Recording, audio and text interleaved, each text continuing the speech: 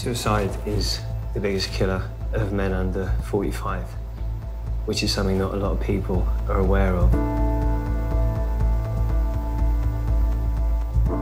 Anyone actually who hasn't read those figures, if you ask them what was the biggest killer of men under 45, I'm sure they would say cancer, getting hit by cars, stumbling out of clubs drunk, violence. Basically anything other than them taking their own lives. It's a very, very sad fact, but it's not a very widely known one.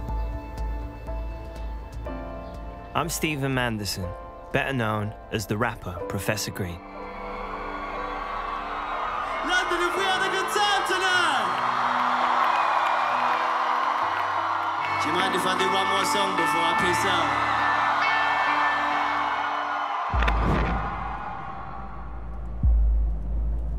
out? Like so many others in the UK, I have to live with a dark reality every day.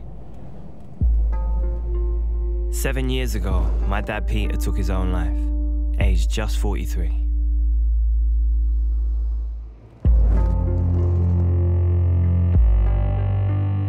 Ever since, I've been tormented by his loss and struggled to face up to it. Now, for the first time, I've decided to confront why he was driven to this extreme. I hope getting some answers will shine a light on the scourge of male suicide in Britain and help me to move on to a new, happier chapter in my life. I'm not sure if it's possible to ever really come to terms with what my dad did. He's always going to be part of my life that's missing. But I do hope, through the people that we talk to, that I can learn a little bit more about perhaps what led to his suicide, and maybe it will give me some closure.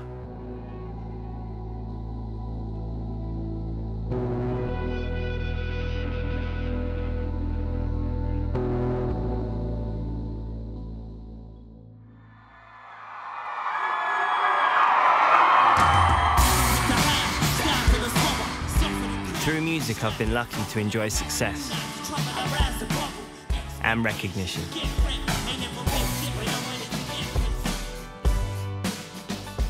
Away from the spotlight, I've been able to build a comfortable home with my two loves, Millie. Okay, let's just work this out. Who's doing what? I'll do everything. And Arthur. Fuck, dog. You're making me jump. But there is one black day when I was 24 that I'll never be able to forget. I was still in bed and my nan come in crying. A horrible feeling come over me. I knew that something was really wrong. And she just blurted out, your dad's dead, he hung himself. The anger that come over me straight away, you know, I punched the wall, was just livid. But then the next thing was upset, and then it was the confusion. Couldn't understand it. How could he have done this? What's he done it for? What was so bad that he had to take his own life? I'd like to get a better understanding as to why my dad did what he did. Over 6,000 people take their own lives in Britain each year, according to the most recent figures. Nearly 80% are male, a proportion that is on the rise. It's not a topic that anyone really wants to talk about. You know, you want to empty a room, then you bring up suicide. I would like to heighten the awareness of the severity of a situation and bit by bit removing the taboo that exists around it.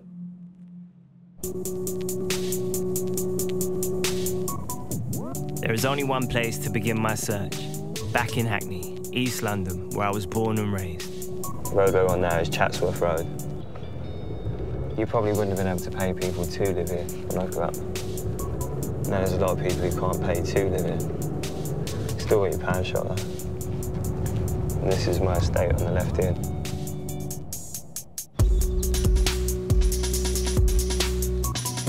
It was quite handy living on the ground floor, because if I ever wanted to sneak anyone in, like my girlfriend who wasn't allowed to stay over, she would leave, bye, and then shortly after climb back in my window. Sorry, Nan. So, this is it. Looks quite a lot like every other estate in London, really, doesn't it? It was my nanny Pat who brought me up here. My parents split up very soon after I was born, and my mum left when I was only 1. My dad was never really around during my childhood. As a kid, my dad would be very in and out of my life. There wasn't, he wasn't very consistent in his visits. He'd come round, everything would be fine, and then I wouldn't see him for a year and a half. And it turns out that the woman he had left my mum for and subsequently had 2 children with, had given him an ultimatum. She related me to my mum, and she said to him, you either stop seeing him or you stop seeing me. And for whatever reason, my dad decided to stop seeing me, which was hard. He was the parent that I favoured.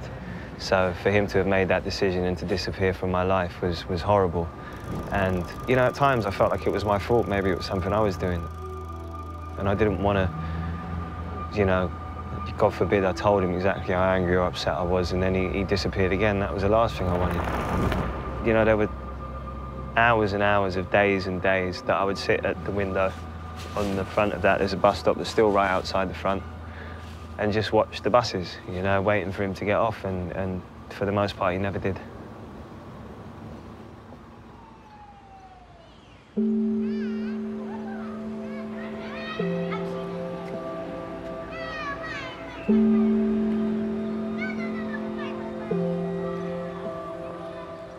Hello, darling. How are you doing? I'm good. I haven't seen you in years.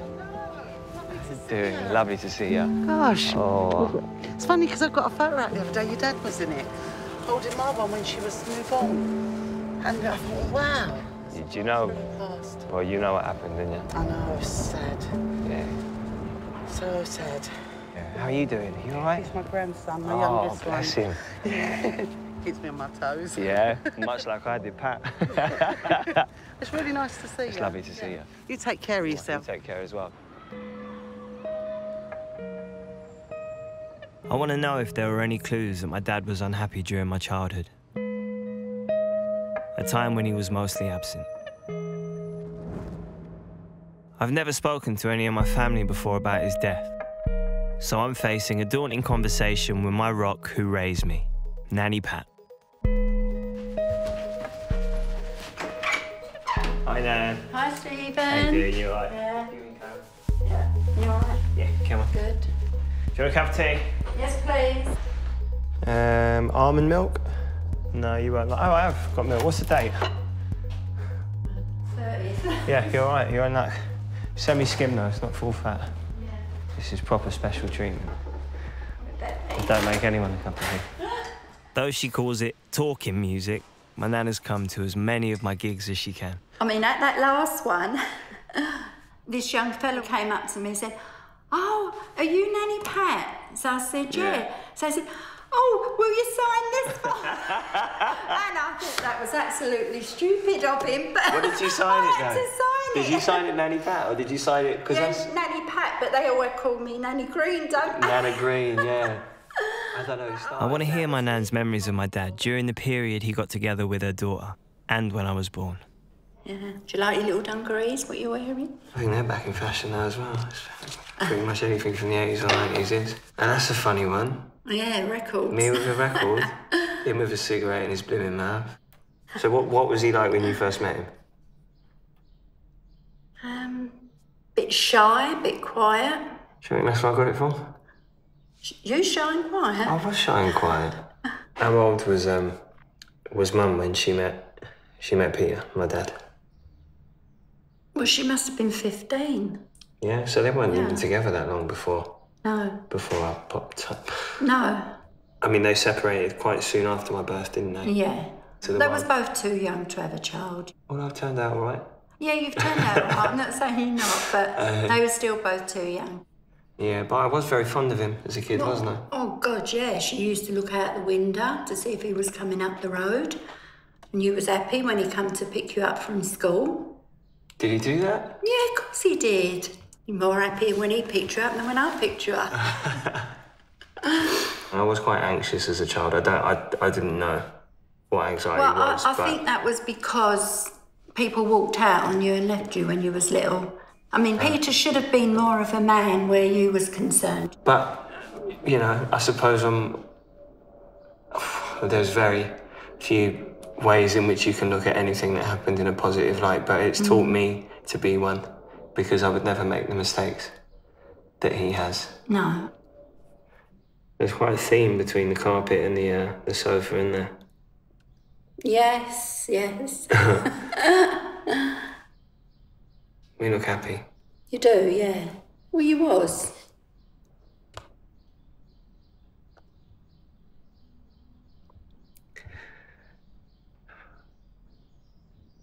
You're such a fucking idiot. No, don't be silly. Not me, him. I'm entitled to cry. He's a flipping muppet.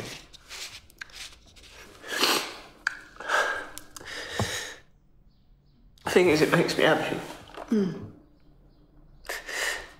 it makes me sad because he's not here. Well, he must have been suffering to do something like that. He must have been. But it also just, you know, even in the time that he was alive, there was very few moments that I remember. You know, I can look at these pictures, but You've got to remember, your dad loved you and he would have been so proud. Come on, come on.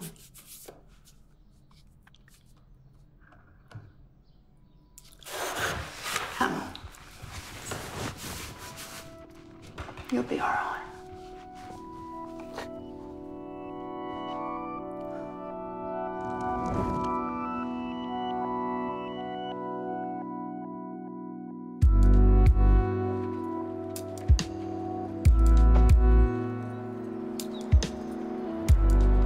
You know, going through the pictures, I never knew she had so many pictures of me and my dad.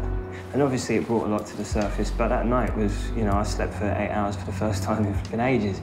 Probably because I was, you know, emotionally exhausted, but also because I felt like a weight had been lifted in some way. Alrighty, warm up set. Tight, there we go, dip your butt, shoulder base tight, chin down, 3, 2, 1, hand up, nice enough, good. As you want. Fire it up, fire it up. All of those emotions are still there. I'm just, you know, on a day-to-day basis, quite good at keeping them at bay. Take your time to release, take your time to release. Last one, spend some time down here, loads of time. And to get it out sometimes is a great help. Also, me and my nan are not that great at talking. You know, we discuss things that we hadn't really. I got to ask her loads of questions that I've wanted to and haven't before. And hopefully it's the start of, you know, a much more open dialogue.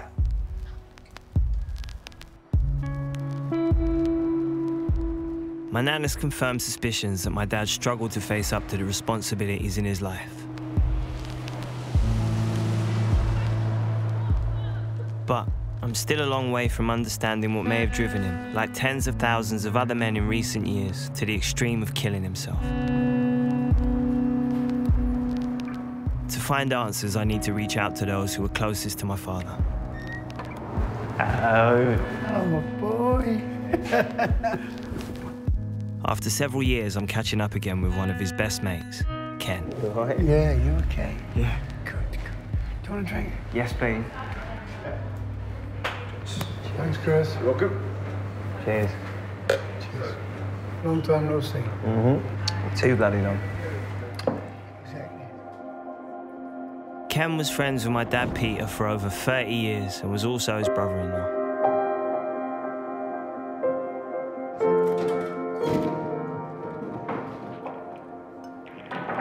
Can you play as good as your dad? No, definitely not. He'd be embarrassed. I mean, you got to... yeah, I definitely didn't bring my own cue. Oh, Let's put it well. that way. Okay, then.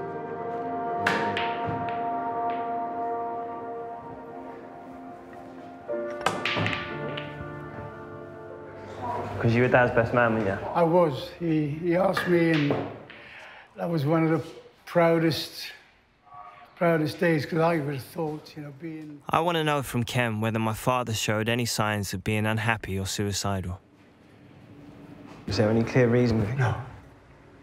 No obvious reason? You know, the world was his oyster. He had, as far as I was concerned, he didn't have a worry in the world. He was such a placid, quiet boy, you know, and he wouldn't hurt anyone for the world.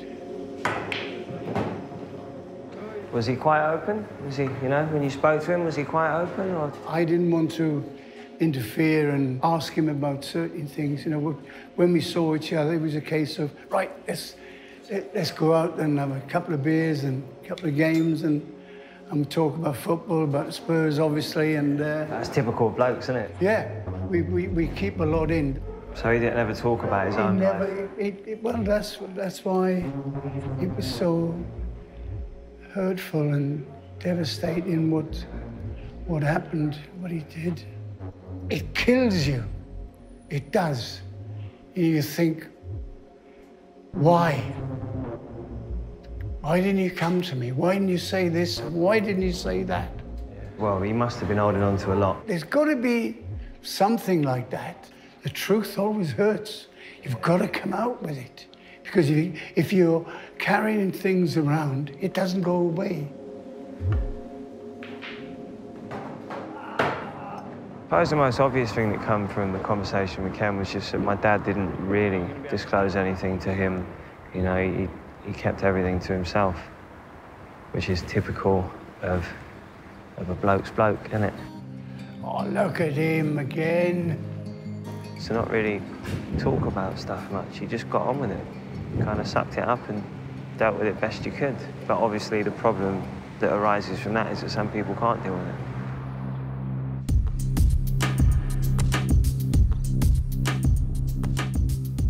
It seems my dad kept his demons hidden. I want to investigate how far this classic male trait helps explain why nearly 4 times as many men as women take their own lives.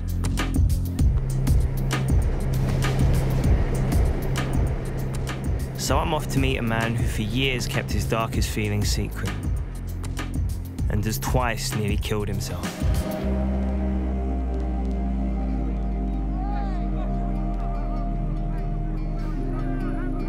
Ben's a keen amateur rugby coach from London.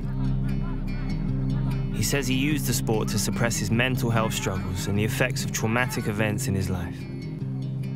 I was depressed for an awful long time. Yeah. I was just able to function with it.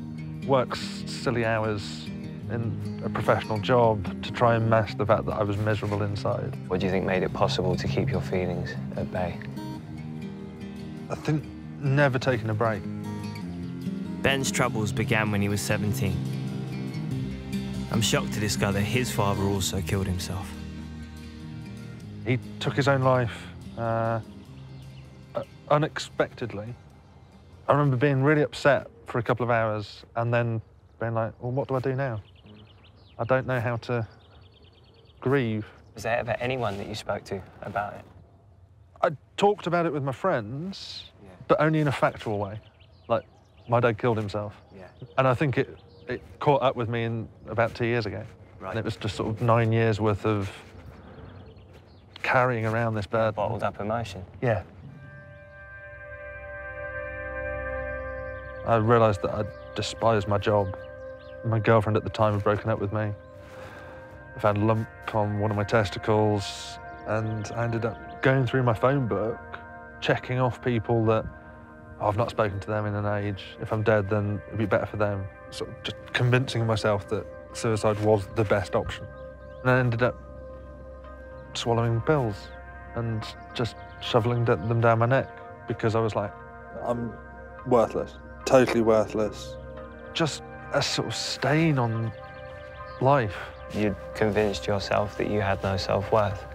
And no one else had a worth in me. Ben's attempts to end his own life thankfully failed. But he still has to live with his demons. If I'm feeling really shit, I'll default to, I'm going to kill myself. Do you think it's something that's always in the back of your mind going to be an option? Yeah, trying to accept that and know that if I am suicidal, it's okay. It's probably just going to pass. Yeah. And I've got coping mechanisms and strategies in place. People to reach out to. I've got a list of people who I call, I've got a little book that I carry around. Yeah. And it's got a letter in the back from me to me. Yeah. And a little sign saying, help me, I'm suicidal. Do you think as men, our inability to often voice our feelings is linked to the high rates of suicide? Definitely, because if you can't talk about how you're feeling, eventually it just grinds you down. I mean, I managed to last 9 years and I've no idea how, looking back. I think if you reach your sort of mid-40s and you've never really talked about how you're feeling... It's an awful lot of weight to carry around. It's a big burden. Yeah. Talking to Ben gave me a bit of insight into what it's like to reach that proper crisis point where you really don't want to carry on anymore. Which also helps me to understand a little bit better what my dad might have been feeling like just before he took his own life. I'm happy for Ben. You know, what he's done is the right thing. It's a positive. He's gone out and he's sought some help. But what his story also shows us is that if you suffer a series of traumatic blows and you combine that with not talking about your problems, it can trigger suicidal thoughts, which is a dangerous cocktail, and it afflicts men especially badly.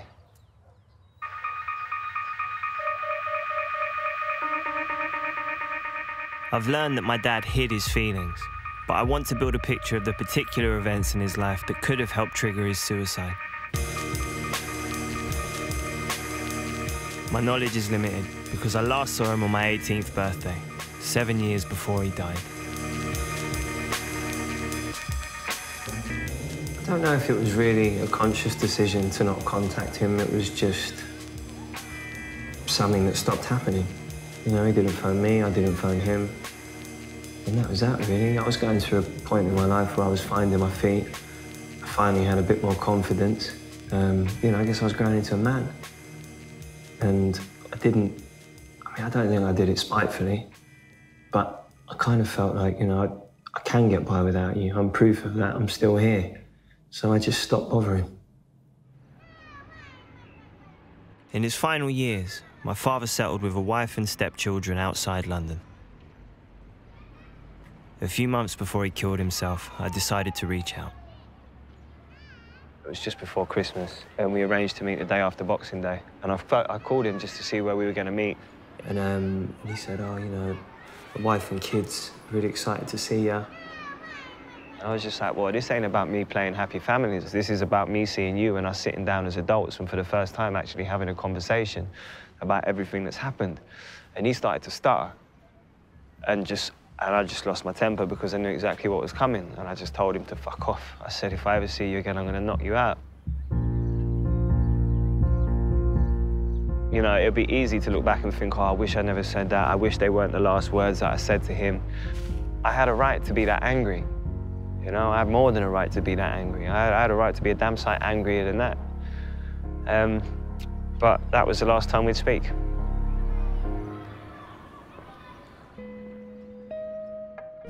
Because we were estranged, I never asked my dad about any problems he faced throughout his life. Something I now deeply regret. There is one person I'm hoping can fill in these blanks and tell me about any specific troubles he was having. We are off to see Debbie, my dad's sister, my aunt, in the place where they grew up. Initially, I thought today might be a bit daunting. I didn't see that much of Debbie growing up, but I don't know, I feel good about it. I'm quite interested to know more about my dad. It's mad to think, isn't it? Today is going to be the first time I'm knowingly going to visit where he grew up.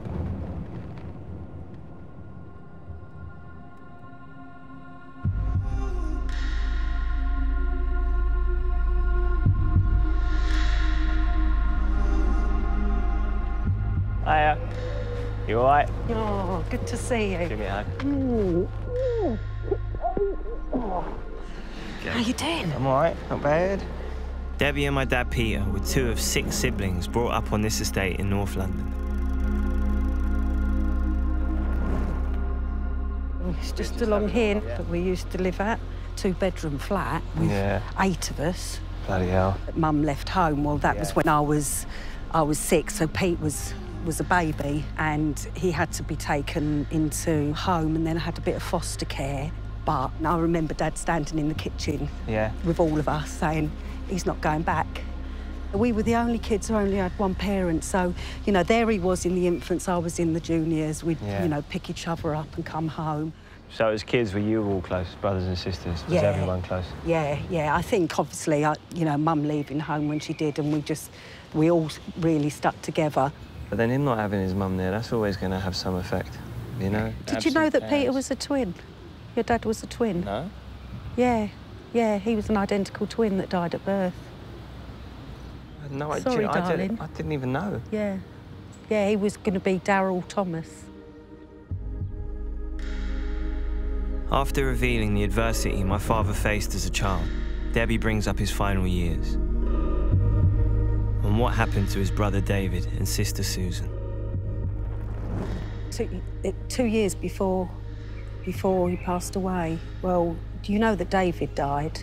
In the same way. David committed suicide in 2006. Can't get your head around it. But then Susan died in 2007. How did she pass? She hadn't been very well. In fact, Pete used to really watch over her a lot. She'd got a type of leukemia and was taken into hospital, and she fought so hard, that she died. Was he upset about? Obviously, he was upset. You know, he suffered a lot of loss. Was he depressed noticeably, or? I certainly know Susan was massive. You know, he wasn't good. Susan going was massive for him. Yeah. Really, really massive for him.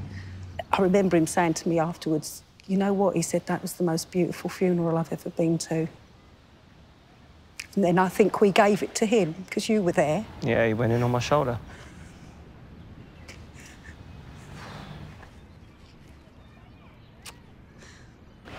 He's a muppet, isn't he? Such a silly sod. I just hate to think of what he must have been going through.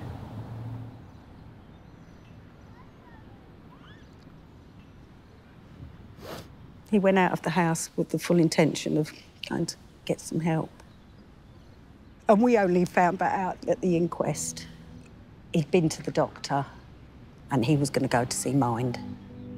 And he went out. So he was? He went out of the house to go to see Mind. Yeah. And instead of turning left, he turned right.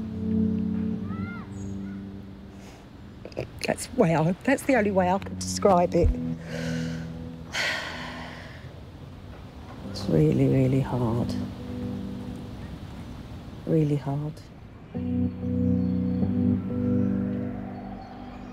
Until now, I was unaware that my father lost 2 siblings in such quick succession, and of the terrible impact this seemed to have on his mental state shortly before he killed himself.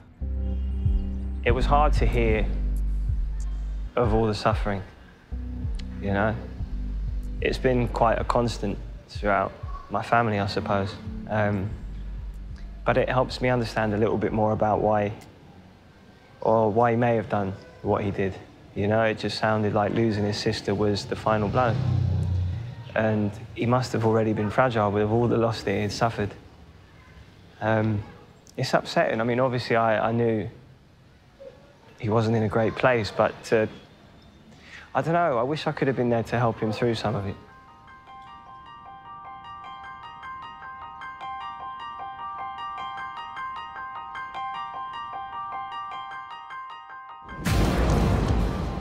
Not being around for my dad has left me with a burning question. What could I have done to prevent his death? In the UK, suicide accounts for a staggering 1/5 of all deaths of men under 45. With so many choosing to take their own lives, what kind of help is out there to reduce this toll? To try to find out, I'm visiting a unique place which specialises in caring for people who have reached crisis point.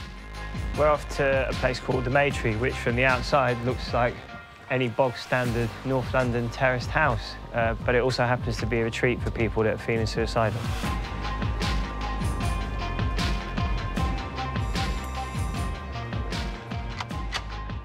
Hello, how you doing? I'm Stephen. Hi, Stephen. Hi, I'm Dave. Nice to meet you. Come in. Cheers.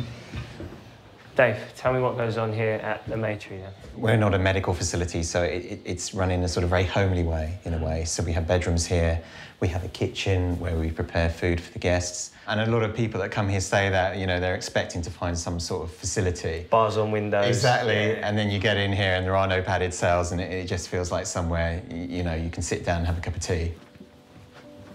Guests stay here for 5 days, and the key is encouraging them to explore their suicidal feelings. So these rooms are kind of used when, you know, you want to go somewhere, you need to go somewhere a bit more intimate for a chat. We don't do counselling here, we don't do therapy. It's very much befriending. Yeah, it's just a nice room, and it creates a sort of nice, quiet space for our guests. In the 13 years it's been going, the Maytree has helped prevent hundreds of male suicides. Yet Dave explains why twice as many women have come through the doors. It sounds like a bit of a stereotype, but men tend to struggle a bit more in terms of engaging with their emotions and being able to express their feelings. You do find with a lot of male guests that they're always trying to rationalise why they feel this way. There must be a reason for it, you know, there must be an answer. Trying to justify it. Justify it, absolutely. It's like a solution-based approach, you know, because as men we're looking for answers to things, aren't we? Yeah. Whereas the Maytree is more about not so much answers, it's more about having that space to sit and really, you know, feel what you're feeling and allow those emotions to come through. So the talking is the pivotal point, it's getting someone to open up. Absolutely. We talk about, you know, what were your plans? Were you going to hang yourself? Were you going to drown yourself? It's just not a taboo here. See, even hearing some of those words, they still make me, you know. Yeah, and it and is. I'm familiar with them, yeah, you know, obviously. But it is weird hearing them spoken about that freely. Once you've also sort of got through that initial stuff and you talked about the suicide and you've talked about the attempts, in a way that creates the space for you to move on and talk about other things, you know. And I do feel that's your strength kind of is built when you... I'm eager for a closer insight into how the Maytree could have helped my dad to open up. Stephen, do you want to have a go? Under which role? So you would be the befriender, you would be befriending a suicidal person. Okay. So I take part in one of the role plays volunteers do to learn how to befriend suicidal guests. Hi, how are you? I'm not really sure. I'm really confused. I've been here a few days and my mind's all over the place. I'm scared I might harm myself again. Well, firstly, I think you need to remember that times are dark, but they do pass. You know, and they may not pass forever, they may return, but the important thing that you have to learn to hold on to is that there is always change coming. You can think rationally, but I just don't feel alive, I just feel dead. I'm like a walking zombie, I don't want to be here. I just got to a stage where I just had enough. And suicide and killing myself was the only way. It's a surprisingly realistic and intense experience. What triggers your downs, do you think? It's about just seeing a dark, bleak future. There's nothing good going on in my life. It's just I failed as a human. I'm not a happy person all the time. I'm smiling now because I'm sitting here with you. And, you know, I feel through our chats we've bonded. You know, so you're having a down moment now, but you still come and found me and asked to speak to me. So deep down inside is a person that wants to live, not that wants to die. Okay. So I just wonder, Stephen, how was that hitting you? What was that? What did that feel like for you? I felt a hell of a lot of pressure to stay upbeat, because the last thing you want to do is show someone what it's actually making you feel like, which is frightened. That is the hard part of befriending. It's trying to sort of stop yourself from going too far down that route. Yeah. And actually just saying, okay, you are feeling very low. What's that about? And staying with it. You said, what triggered your depression? And that was such a good question, because it allowed him to continue to explore where he was feeling. I was quite hyper aware of everything that I was saying and not wanting to say something that could trigger something he might later do. And that's an incredible amount of pressure. But, you know, well done for having a go. Thank you. Thank you, Ralph. And thank you. That was what we saw there was a sort of day 3, and then when we get to a day 5 role play, what you tend to... Something that Dave did mention about how he helps men to talk about their feelings was just to help them stop looking for a reason for their every feeling and to try and stop them from attempting to justify everything and to just accept how they feel and to talk about how they feel. If my dad, along with all the other men who have sadly taken their lives through suicide, had somewhere like this, it could have changed everything.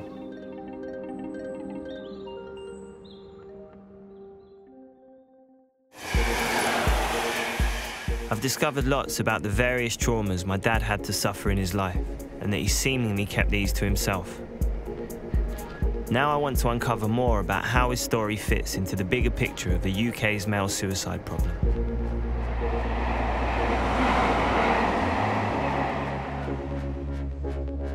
So I'm off to Glasgow University to meet one of the most renowned experts in the field. Hello. Psychologist, Professor Rory O'Connor. A real professor. Oh, I don't know about that, I don't know about that. Slightly more questionable credentials.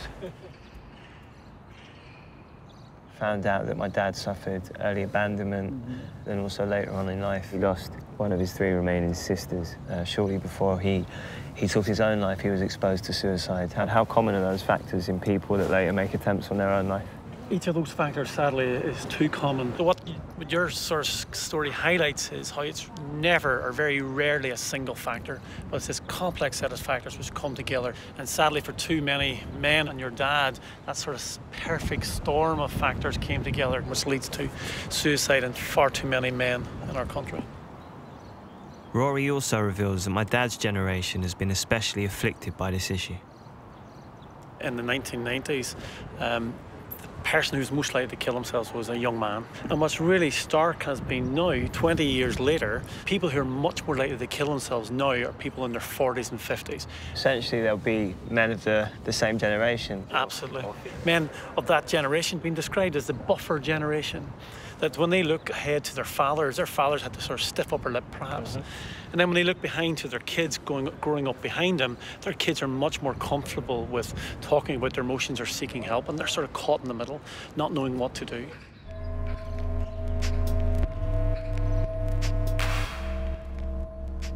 Okay, there you go. Cheers. Sad music will appear on this wall. Through the headphones will appear on the screen, and a number of statements. If you can just start reading the statements out loud and think about what those statements mean to you. Okay, I'm ready. Okay. As well as common contributory factors, Rory's research also looks at thought processes which lead to people killing themselves. I can remember times when everybody but me seemed happy and full of energy. Over 20 years, he has conducted hundreds of tests on thousands of people. The same old thing, day after day. I get a taste of one which investigates the link between negative moods and suicidal thoughts. No matter how hard I try, I just can't help feeling that things are going to get worse and worse. You can take the headphones off now.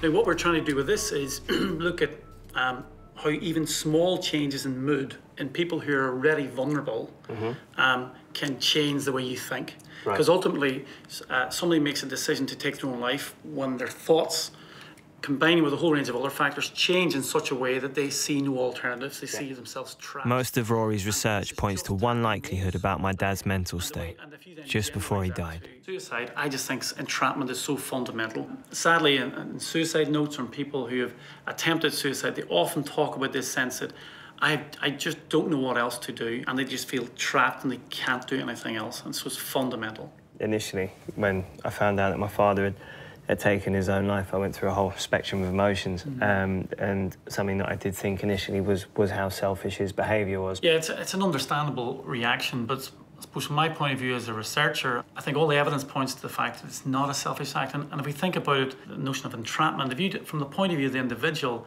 they're just overwhelmed with pain, that they can see no alternative, and indeed, they often think the complete opposite. They think they're a burden on loved ones and family members, and if they kill themselves, they're relieving their family of a burden.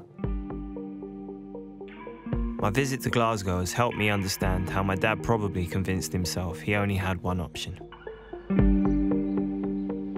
Everything I found out today about what makes a person more likely to take that step and to take their own life relates to my dad's story. From the generation he was from the age he was at, he suffered bereavement, abandonment, adversity in his childhood. He was exposed to suicide in the family when his brother took his life. Absolutely everything that could have happened did. But there's still a lot of people who suffer all of those things and will never take that step.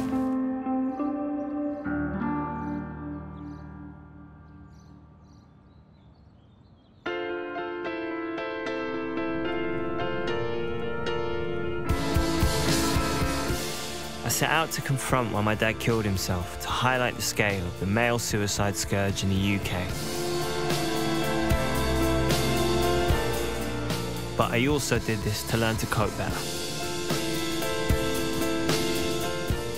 Up until now, music has been my way of trying to process the grief. Sometimes I write things and it makes sense of things that I don't understand. I've mentioned my dad's suicide in a few songs, but in every instance it's been slightly different. A couple of times I kind of expressed where it left me and the kind of situation I was in and what I was going through. I wonder what I'm living for. Is it only to hurt? First my great nan, now I gotta put my dad in the dirt. Back in the earth, I wish we could have patched it up first. I was so angry though, I just couldn't handle the hurt. Now you're in the back of a hearse, it hurts more than it ever did. I guess the most known song would be Read All About It. You don't go into the studio thinking about the response you're going to get from people, really. You go in the studio and all that's in your mind is what you want to say and how you're going to get it out and, you know, trying to put it together in the best way you can. And when the song came out, what shocked me was just the replies I was getting from people on Twitter and stuff like that who were just, you know, talking about how the song helped them. And there are a lot of people who have suffered abandonment or loss. And it really connected. You know, sound is vibration, and I think when words have conviction and they're meant by the person that's saying them, I think that really carries through the song and you can really feel that. As a kid I looked up to you. Only thing was I never saw enough for you. The last thing I said to you was I hated you. I loved you and now it's too late to say to you. Just didn't know what to do, I had to deal with it. Even now I think I'm still living. To think I used to blame me, I wonder what I did to you to make you hate me. I wasn't even fair, life's a journey. Your mum was in an easy ride, you never even got to see me rap. I just wish you would've reached out. I wish you would've been right when I've been down. I wish that you could see me now, wherever you are, I really hope you're back. But know that if I ever have kids like you, I'll never let them be without me. I wanna sing, I wanna shout. And it's weird, really, because if you think about it, that song wouldn't have been what it was without what happened. It still doesn't mean that, you know, I don't wish it never did.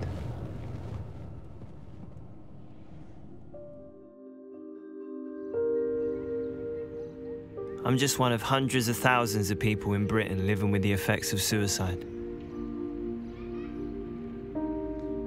It's the stigma that surrounds it that makes the pain all the tougher to deal with.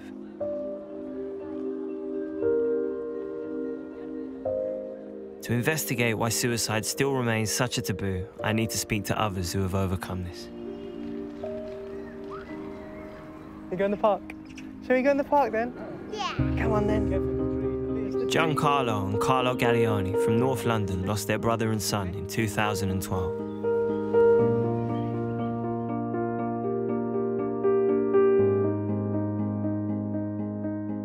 Aged just 26, Lanfranco was a highly talented musician with a wide circle of friends.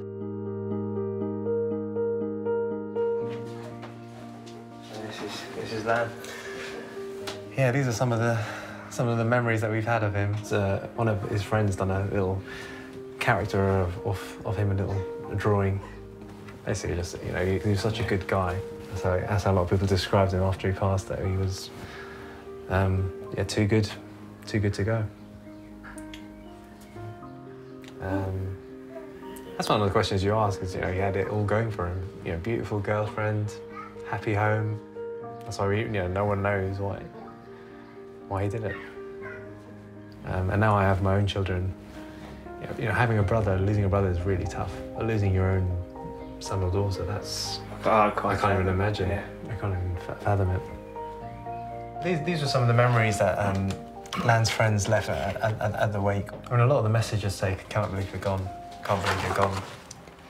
If people had problems, they'd go to him. Yeah. And it's just, you know, it's just that common thing that you know, you're holding all that inside, and the reality is that depression is eating you up inside. It really shows how it affects people, just because it's not just the family that are affected. It's everyone around them, it's their circle of friends. It's like an atomic bomb. The impact that you have, the amount of people that you touch in different ways, those repercussions last, much longer than what you think is an easy way out at the time. It's particularly hard afterwards, I guess, because we didn't see any of the signs. We're a very close family, and it's like he just couldn't open up to us, and that that hurt a little bit. The sense of taboo associated with suicide first surfaced within the family. I remember when we had the first conversation with my mum and told her what had happened. After she came down, she was like, "What are we going to tell everyone?" And she was like, she's a very strong Catholic. She just didn't want to tell people what had happened. It was very stigma attached to it. Yeah. And people are scared, just like in the olden days, the cancer or the AIDS, people are scared of talking about it. I remember when I went into work, after a few weeks off, people found it really difficult to talk to me about it. And it's hard usually when you lose someone. Yeah. But I think when they know that they lost them to suicide, people really clam up and don't feel comfortable talking about it. Ultimately, the Galleones decided to tackle this silence very publicly through the charity Calm. The whole reason that this exists is because people don't talk about it, because people don't go out and help others and communicate and remove the taboo that is around suicide. So we made the decision as a family that, no, let's put our foot in the sand. And I think that started something within our community. And people just went out there and were just doing all sorts of fundraising events. It was just crazy, climbing mountains, playing gigs, dinner dances. We managed to raise well over £50,000 or £60,000. That's incredible. Which was phenomenal. But we were never after the money. The one thing that we wanted was the awareness. Yeah, we're here today and we're comfortable talking about it and trying to help spread the word more. It's getting worse. Yeah. So it's uplifting to see Lan's family changing attitudes, but at the same time rebuilding their lives. What's helping me to move on is having conversations I've never had before with my own family. My father Peter killed himself 2 years after his brother David did the same. My Aunt Debbie has invited me over to talk with my cousin Ellen for the first time about how they have coped with the devastation. Hi, Debbie. Hello, you all right? Yeah, good, thanks. Oh, excellent. Come on in. Both Debbie and Ellen were especially close to my dad. Oh, he adored you. He really adored you. Yeah. I always remember Peter smiling all the time. Like not caring the world sort of thing. Just He was welcoming. He was really he was warm. man. Warm's the word, isn't it? Yeah. He really was. Yeah. The terrible irony is Peter helped them both recover from David's death. I remember at David's funeral, Peter was there, and I remember him saying to me, "It's hard, it's painful, but don't be angry with him. Don't be angry." And that's why, for me, when Peter done it, I found it so hard because I remember him being there, holding me up. I remember when my mum came and told me, I was just like, no way, not my Peter, no way. I felt much the same. I just couldn't. It's not something you'd ever expect of him.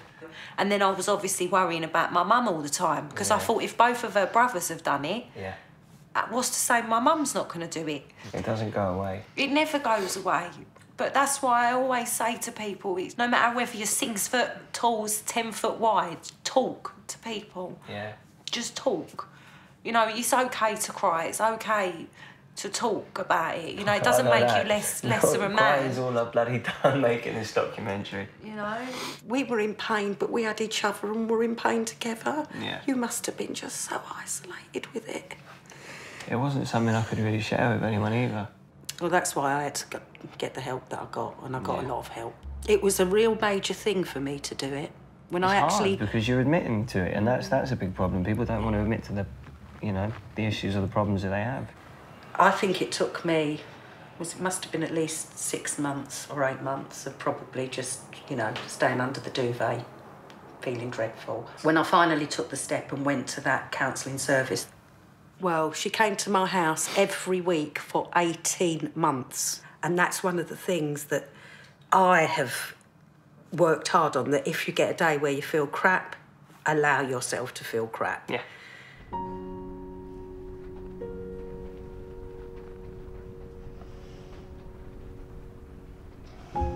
There's people like my nan who have been there for me through it, but it's a difficult thing to talk about at the best of times, but talking to Debbie and Ellen about it was nice. I don't get the opportunity to talk about my dad taking his own life that much, not with people who went through it. You know, I didn't really realise that until Debbie brought it up, and it's true, I have kind of suffered it on my own.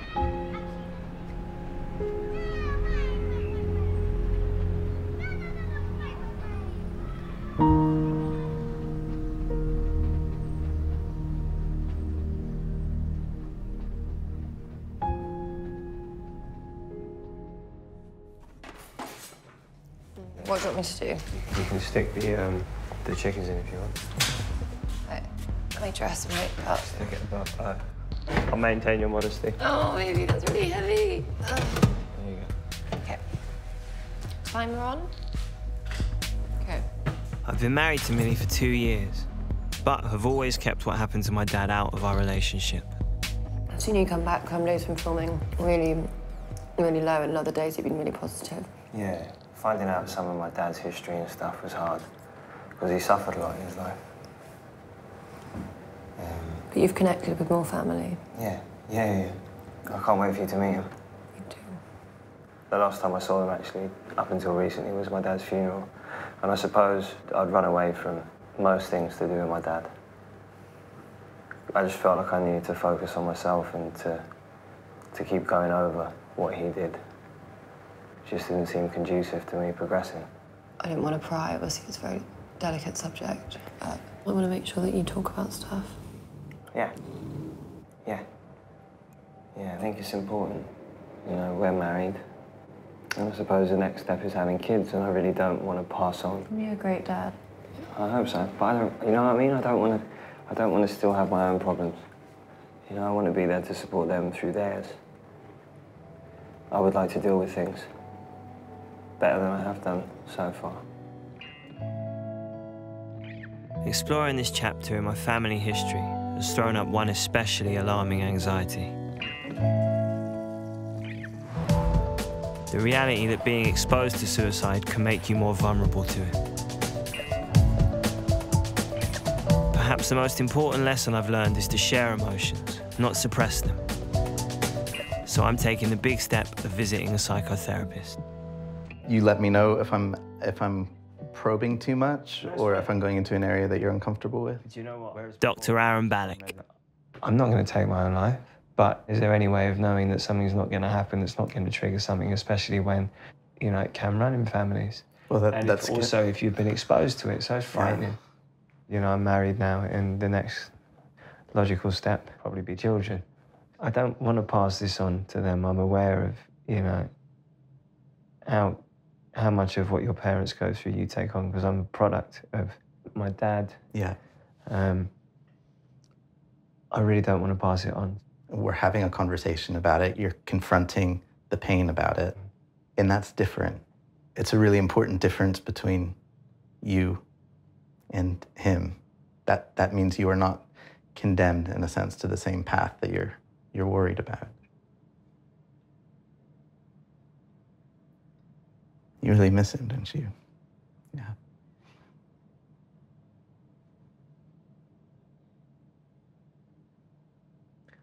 Crying again. These are the real feelings, though, aren't they? They're not the fake ones. No. Yeah. I mean, this isn't a side of myself that I see a lot. Yeah. So to know that there's going to be people out there who I've never met or encountered, what, you know, God knows how many people seeing me like this is frightening. But then that takes it back to the whole view of an archetypal male and what a man should be. Yeah. You know, why would I be scared of people seeing me like this? If people can see me laugh, they should be able to see me cry. But I don't want to appear vulnerable. Yeah.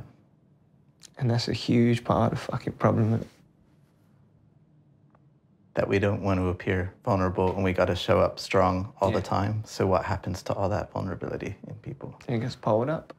I know it hurts, but does it also feel like a relief when it comes out, or does it make it feel worse?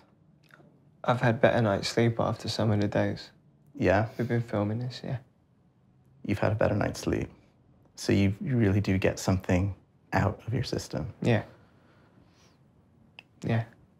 And it's made me take a long, hard look at myself. And I guess what has come from it is recognising how important it is for me to make seeing somebody for help a regular part of my life, as opposed to just waiting for it to get really bad before I dive into those feelings, when it's much harder to, because it's much more raw and it's much more painful.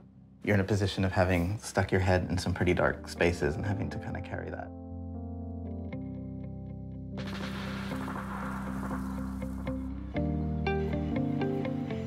I never expected it to be easy, going through the process of finding out more about why my father might have committed suicide, but it has been really bloody hard.